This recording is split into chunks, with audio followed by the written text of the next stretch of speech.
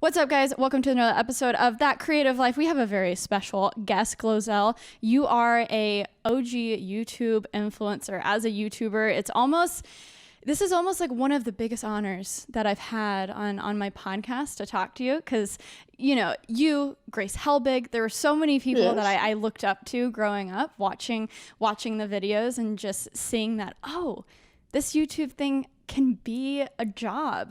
So it's an honor to sit here and talk to you. I think people probably know you just from your explosive videos the cinnamon challenge alone got 54 million views? Yes, it's over 60 now. It's just crazy. Wow. Yeah, which is just insane. And so you have a really amazing story, which we'll dive into today, but just welcome. And I'm excited to chat. Well, hello, this is GloZell. Is you okay? Is you good? Because I want to know. Thank you for having me.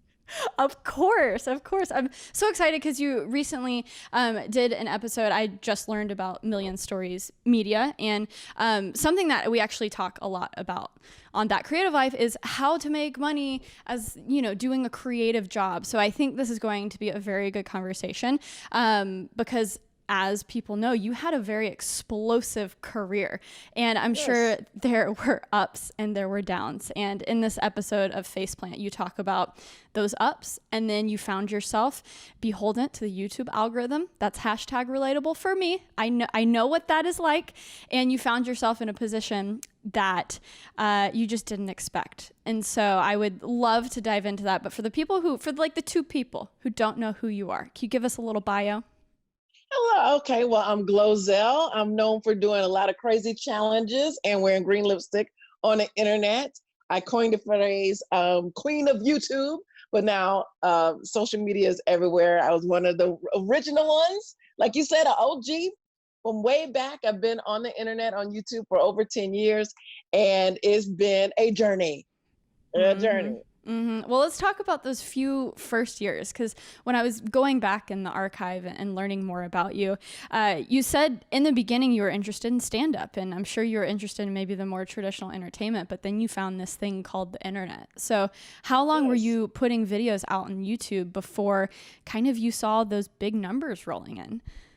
Well, I love the internet, but there was no such thing as the internet when I was growing up. So I didn't desire to be a YouTuber like people get to do now. So I was just starting to interview people, and I had a blog, and someone said, well, put pictures up of the people you're interviewing. And I started putting pictures up, and then video. And I have about 300 videos up on a blog before it just started going slow. So it was really slow. And my friend would say, well, there's this YouTube thing, just upload your videos there and copy and paste to your blog. And I'm like, I have 10 people watching my blog. I've got to get this up. This is very important. So I do that, and my audience is growing on YouTube. I don't even realize. And my friend, her name is Leslie, she's like, you have a video, like this push-up bra video, like it's close to 1 million. I was like, I don't know if that's not real people. Like, what is that? I know I have 10 here because I talked to these 10 here. And then 2 million, 3 million, 4 million. And I was like, wait. And I started looking at this YouTube. I'm like, answering back. I'm like, they're answering back. These are real people. So then I was like, oh, I need to pay attention to this YouTube thing. And it was great because I was in the comedy club and I was telling comics, I'm like, you don't have to be here late at night. There's YouTube, and people can go to you and see you whenever. You could do your stand-up and not even have pants on. I'm like, I enjoy that, not having to drive late at night to comedy clubs. And that's when I really started to fall in love with it, and I really stuck with it. And that's awesome. It was great. Yeah, I mean, so back in the day. You mentioned a video about a push-up bra, and yes. I'm sure comedy is at the heart of almost everything that you do. What was that like? How did you adjust to YouTube? Because it's definitely not the same as doing stand-up. It's the shorter 2, 3, 4 minute quirky videos. What was that shift like? Was it natural for you? Were you like, oh, this is fun? This wasn't natural for me because I was like, well, I wasn't thinking anybody was looking at it. It was like just writing in a notebook. I'm just putting my videos there. And one day I'll have a traditional show because I'm thinking I'm going to be on a sitcom, right? That's what you aspire to be as an actress, as a comic. I want to do fun shows on television, not thinking that YouTube was going to be the medium that was going to make me into something. But as people started recognizing me on the streets, I was like, you know what? I really need to pay attention to this right here, because this is where I'm showing love. And then when money started coming in, I was like, oh, yes, I didn't make no money doing stand up, late at night, getting bumped off the stage and have to walk to my car late at night and say, excuse me, sir, can you get off my car? And then people, no, she had to drive like 5 or 6 comedians home because nobody have a car. You the one with the car. I mean, what were those nights like doing stand up? Like, what were the crowds? Was it like a crowd of 10 people, or was it a little rowdy? And then, like, what was that like? The crowds at the comedy clubs depends on what night. And, you have some people that show up all the time so they can say your jokes with you. And you're like, oh, that's real cute, And then when you're having a good night and you're getting bumped, I've been bumped by Robin Williams. Like, you have to bring like 5 people in.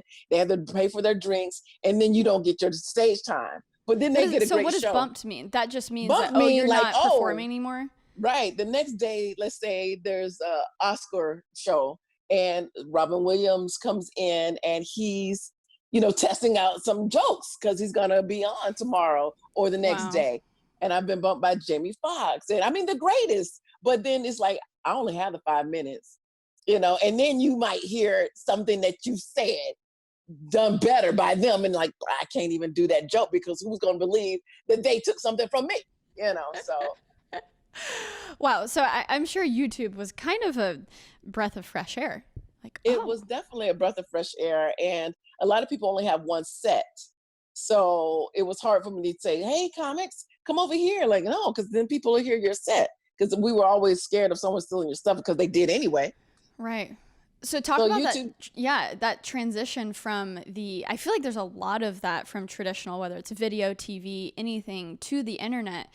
We're used to just sharing anything and everything. It doesn't matter if an idea is polished or a video is polished. Right. We're just going to share it. So that I can imagine and hope that it goes viral. Yeah. Yes, yep. But then back in those days, you didn't want anybody to take your stuff. And once it was on the internet, that's it. Everybody's seen it. So that's your set. So who's coming to see you live when you're on the internet? But I preferred the internet, and the goal was to just keep coming up with new stuff. Something was always happening. You only had to do 3 minutes. Like if you had an hour set, you set for a while. But something was always happening. So I'm like, let me tell you what happened today. And then you start developing characters, and that's great. And some things take off. I'm curious what you think about this new, maybe not new, but the latest wave of comics who are really taking YouTube and they're really hijacking, honestly, the podcast space. And they're living in both of these worlds now where they're selling out shows, but it's because, hey, I listened to your podcast. You have this, I mean, of course, a lot of them are going through drama right now with the whole Chris D'Elia group and all that stuff. But you have people like, Theo Vaughn and Joe Rogan. And it's this ring of comics turned podcaster. And it's this kind of weird give and take relationship where it's almost just they merge into each other. It's almost like there's no separation now.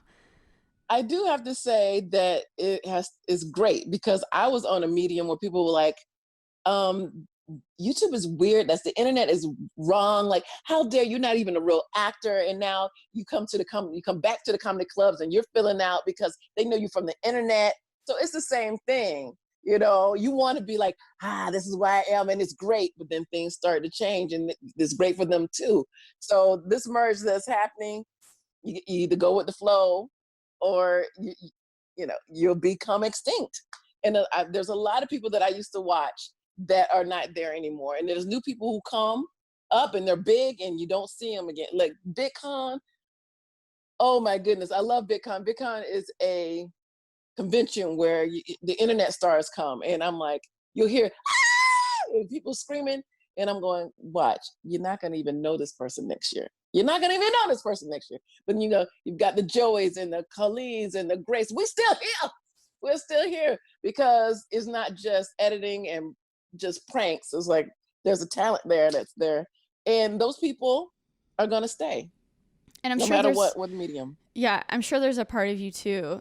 watching all of the people rise and fall very quickly, and you're like, I've been there. I knew it was going to happen. Like, Yes. because you've had your own journey, and in the video you said that, hey, when you got that first check for $25, that was a moment for you, right? $25, what is this?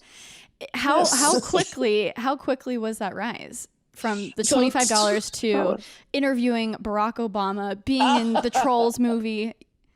So $25, I didn't even spend it at first because I didn't know if it was real. And I was like, oh, if I spend it, then the government's gonna come get me because I don't know where this money. Where is this money? Is this real?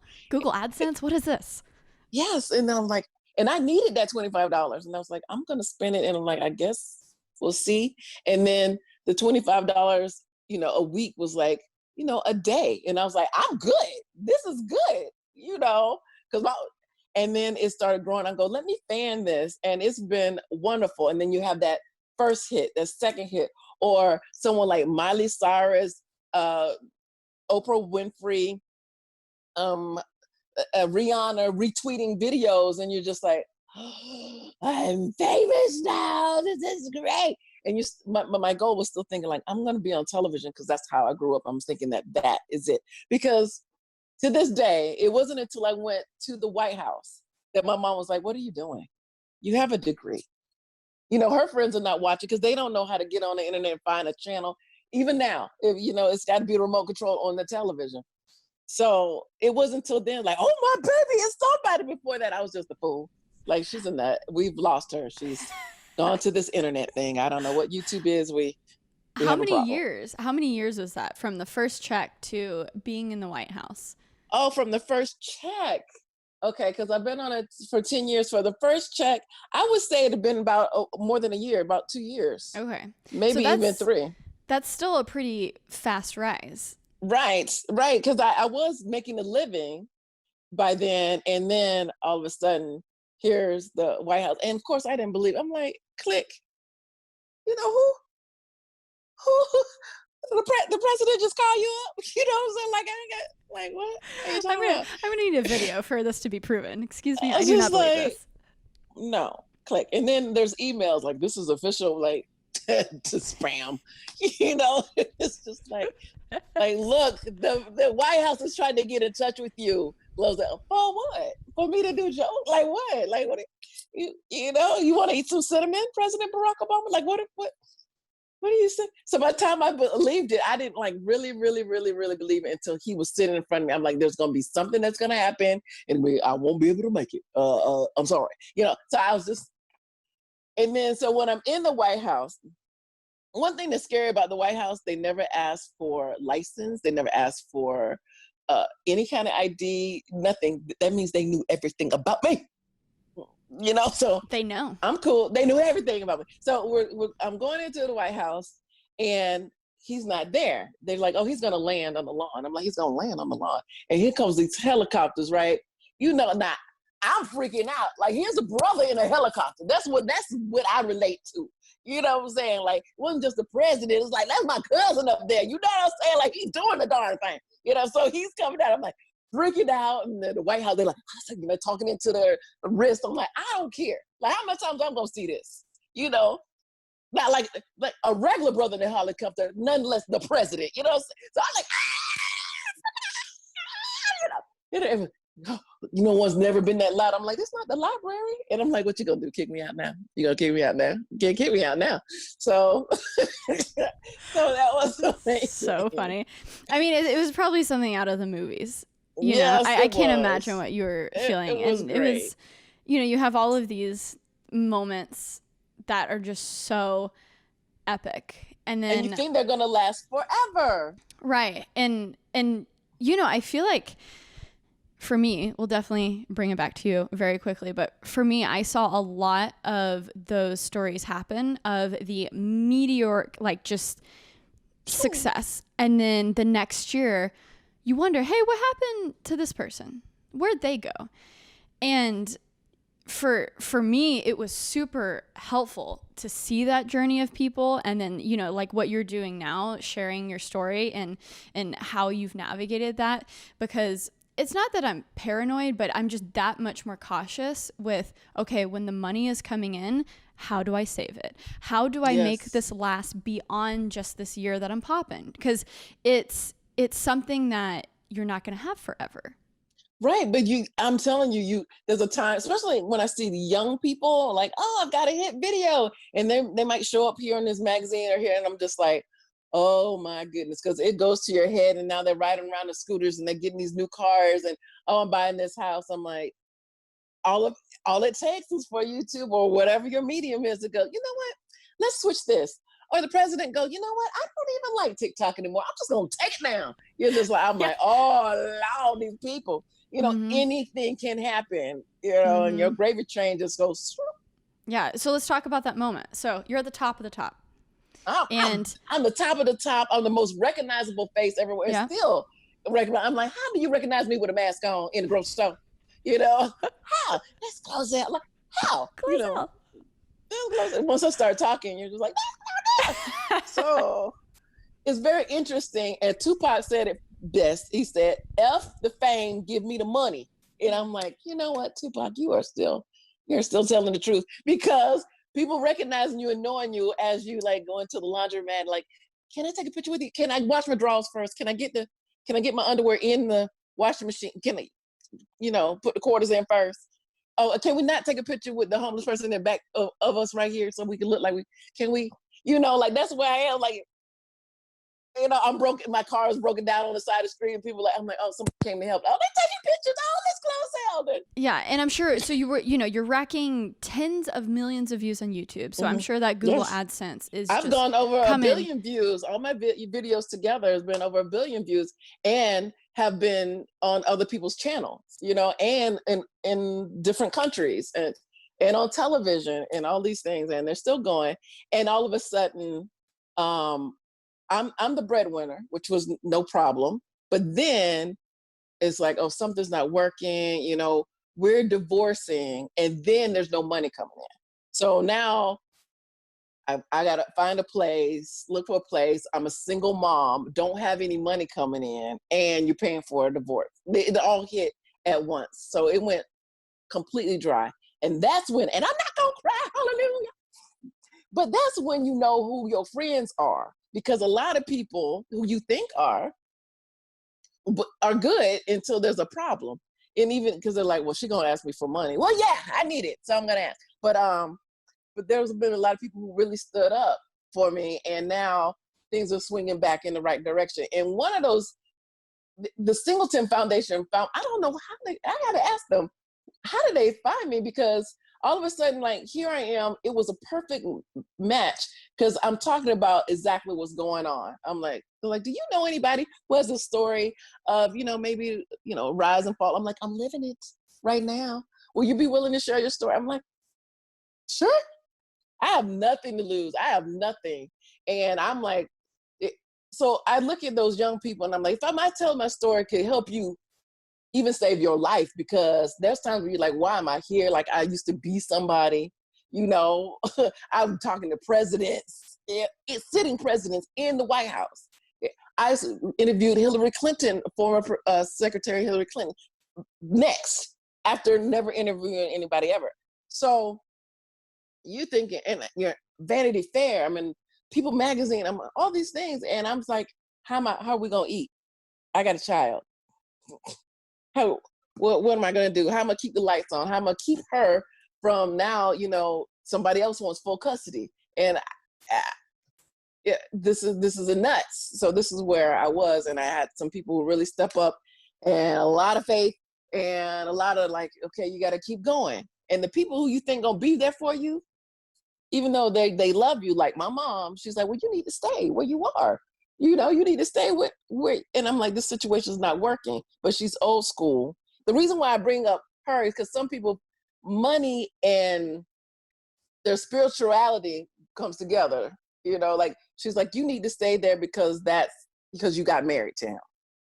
And I'm like, this is not working. And some people stay in situations because they feel like they're bound to, and wherever that relationship is, and they feel like they might get in trouble, whatever. But that's where I was, and I took the leap anyway by myself. And then other people's surface. And just like no one thought I was doing anything until I went to the White House, certain circles, now they're like, oh, that's good that you moved. Oh, that's great. Because I'm on the other side. There was a time where I don't know where I'm going. I had no credit. I went from no credit to bad credit because all of a sudden I'm using everything so much. So here comes the Singleton Foundation. They're like, well, what's your credit score? I'm like, I don't know. Like, well, what, how much do you make? I don't know. It fluctuates. How many people looked at my videos was like, I don't know. So how do you pay your bills? I don't know, because I've had assistants and nannies. I don't know. So during that time, was your management handling all of that? So you didn't have necessarily like a hands-on with it. Right. I didn't have a hands-on. I was making the money, and I thought that was good enough. And then the bills would get paid. And now, especially then COVID hit, like there's nobody coming over. Who am I with? What's a Southern Bell? What is it? Verizon? Is it Spectrum? Like, I don't know. I didn't know anything. Here comes bills, and I'm like, I don't know how to pay this. Where's the gas tank? I didn't do that. The grocery store, I don't have no idea how much grapes cost. Well, oh my gosh. I grew up in a home where my mom was just a rock star. She was a stay-at-home mom. And the moment I graduated high school, and I stayed at home during college to save money, but the moment I moved out 3 years in, I was like, I don't even know how to make a cup of tea. What is that? Like, wait, how do you do the internet? And still, right now, I'm turning 26 tomorrow. And I'm like, how do I get health insurance? You go, Leo. I'm like, thanks. I'm like, oh, I got to figure out health insurance. How do you do that? And I think there's so many little things like that are so intimidating. And for a moment, and it sounds like you're doing amazing work with this foundation about financial literacy and, hey, how do you take those steps? So let's like bring it back to the basics. And okay, credit score. I only knew about that because I was in a community college class, and the girl next to me was like 3 years older. And I was talking about buying something, and she goes, why are you buying it with a debit card? Do you have credit? And I was like, no, what is that? Like I was always taught that credit cards are evil. We went on the opposite spectrum of like Dave Ramsey type stuff, to where I was like, I'm paying everything in cash, and which is great for some people. But then you learn about this thing in the US of A, your entire worth, all of your decisions are based on, do you have a decent credit score? Exactly right. What? So I thought I had good credit because I didn't owe anybody credit wise because I was paying for cash. And it's not that. If they don't know how to track it, and it's that balance of, okay, you have to have a healthy amount of debt. When I started looking around, because I thought I was doing it right. I had a college scholarship. I was staying at home, because that's you don't want debt. But then my friends who had college debt, they had like a great credit score, like in the eyes of the world, like they were crushing it. And so there's so many things that you have to just research. Oh my gosh. And know what's coming in, what's going out, and like how much do you spend on your wigs and weaves? I don't know. I go and get it. Exactly. And it's so uncomfortable to talk about because we're taught that it's something you don't talk about. No, you don't talk about money, but you better talk about it now. Especially they're talking about we may or may not have Social Security, so like anything can happen. You better know your money, where's it coming from, how you spending it, what you're spending on, what you don't need to spend it on, what you should spend it on, credit, all that. And I am still learning that as a grown person. My birthday was last week, 48. Okay. Black don't crack. I want you to look at it. It is starting to give, so I will get some Botox sometime soon. Okay, I'm just letting you know that. Like, I do not believe that. I do not believe that age. Girl, you were looking with a 3-year-old. Somebody should stop me. Anyway. Well, okay, you're a parent. And I watched a few of the videos with your sweet child. Oh, she is just a joy. I mean, she is so precious. You can just tell that she just oozes with joy and laughter, and it's just so amazing. She is. But now as a parent, as you're figuring out these things for yourself, I'm sure you're thinking in the back of your mind, how am I going to teach this to my kid? How am I going to have these conversations to teach her to not be afraid to talk about these things? And I know it's still, for me, I just put stuff on like automatic payment because a lot of the times I don't even want to look at it. So a lot of it is emotional to where you got to train yourself to just face it, right? You got to face that credit card bill. You got to face that camera that you just bought. Like, that's my weakness. And it's almost something that you have to start training, I feel like, when you're young. You know, how are you going to teach your kids? How is that going to be different now that you know all these things? What is really hard now, because there's 2 households and it's a lot of spoiling going on. You know, like you getting toys every week, and I can't, like, you know, like this is not normal. You don't just, and nothing's open. So you really are just going to Target and Walmart all the time. Like literally every Wednesday, every Saturday, here's a new toy, here's a new toy, here's a new toy. And it's discarded because she plays with it for 2 seconds because she's getting more stuff. Like, what do you do when you have 2 households and, you know, you want her to be happy and you're trying to one up the other parent. Yeah, right. And like, here goes the birthday. Like, oh, you got a pony, you know, I got this dollhouse. I got that dollhouse. There's you got a bike. I got a scooter, you know, it's crazy. So, especially when I had nothing and I couldn't offer her much of anything. And now I'm on the upswing and I'm like, I can't spend all this. Yeah. And I'm sure there's a part of you I want to give her the world. Right. And I get the world because people like, why don't you post and advertise and you get this? And I'm, yay. Right. So that's nice too. But yeah. So that's a whole nother story. How do you start and when do you start teaching kids that you don't just get stuff, you know? So right now she's doing well with the Tooth Fairy, the Santa Claus, everybody just giving us stuff, you know? I'm like, they're not real. And then you start thinking about college and you're just like, girl, oh you better my be gosh. smart. You better be smart. That's my philosophy. I'm like, you either get a scholarship or you're going to be going to the University of Sara and I'll teach you everything you need to know. I'm going to train my kids to be little editors so they can just help me with my videos. Exactly right. Exactly right. Because right That's what now, they used to. They had more kids to work on the farm. That used to be the thing. Exactly. So you can have more kids to help your YouTube channel. Exploit. That is the word. Not a problem at all. But yes. So with the Singleton Foundation, Million Stories, Adulting, that all the shows that are on there, Facepalm, because that's me. I went, you know. And now I'm like, oh, I'm actually moved up to being broke. So I'm really happy to be broke right now because I used to be negative broke, you know? Negative broke. And I'm like, oh, yes, I was at the bottom. Now I'm broke, you know? Well, yeah. Well, I mean, I love that you're doing this publicly, though, because that means people can learn alongside you, right? Yes. And so and just so listeners can, you know, take this and kind of run with some info, let's just go through some of those basics and maybe hit your personal story too. So the first was credit. In my mind, and you can correct me if I'm wrong, if it's over 700, that's a good credit score. Right. How do you build up your credit? Well, something that I didn't even know, a big factor of your credit score is how long your credit is active. So even once I got maybe 3 or 4 years into having like 2 or 3 credit cards, being good about paying off every month, putting all my camera gear, expensing things on my credit cards, everything's good. Well, I was like, let's, you know, start a new chapter. I don't need 4 credit cards.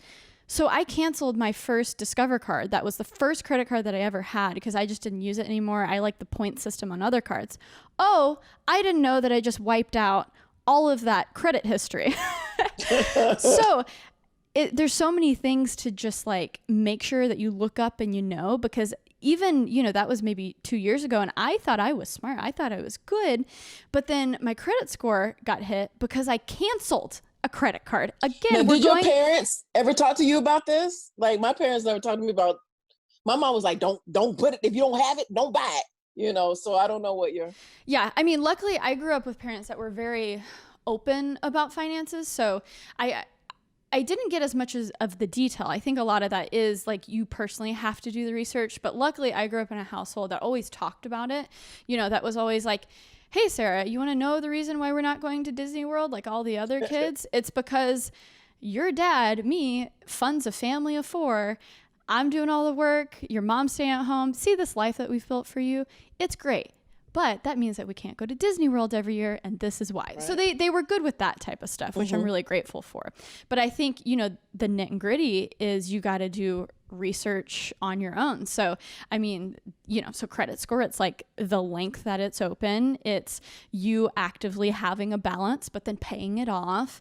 And then, you know, like you said, car, home, all of those things that you want to buy goes back to your credit. So that's why I'm somewhere in the middle. I'm not like full Dave Ramsey, like what you mentioned of, you know, like if you don't have the money, don't buy it.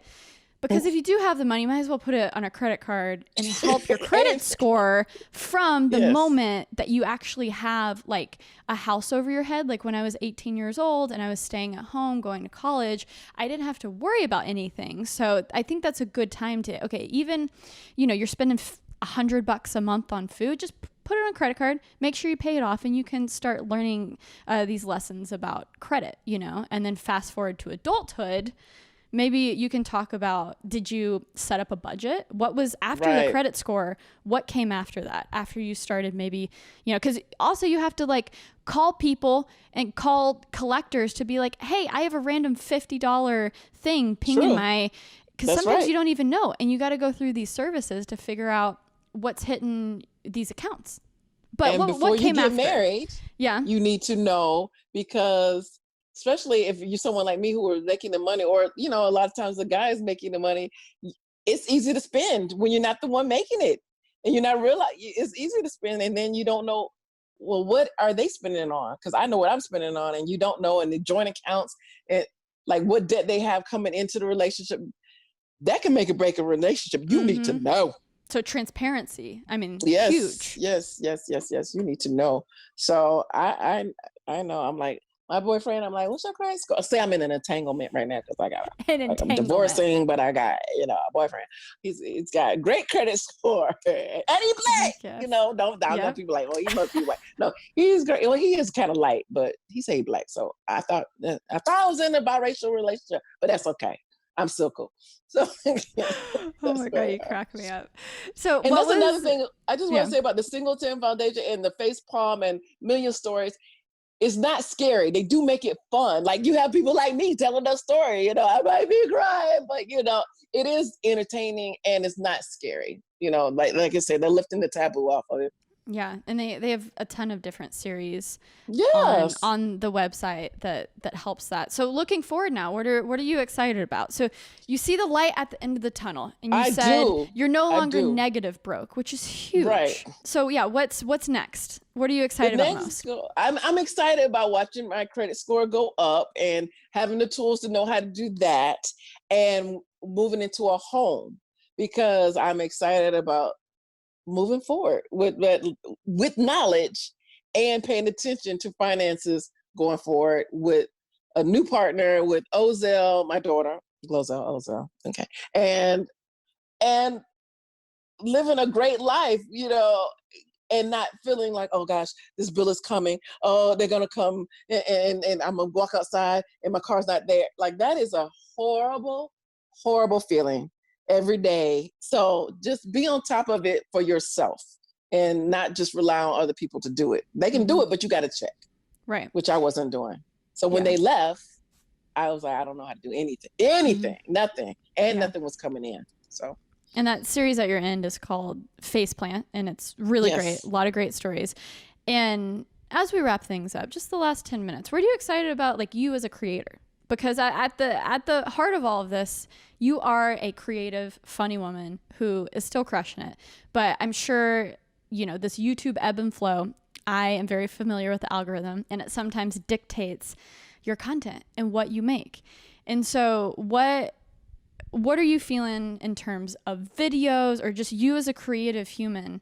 What do you have on the horizon? What are you excited about?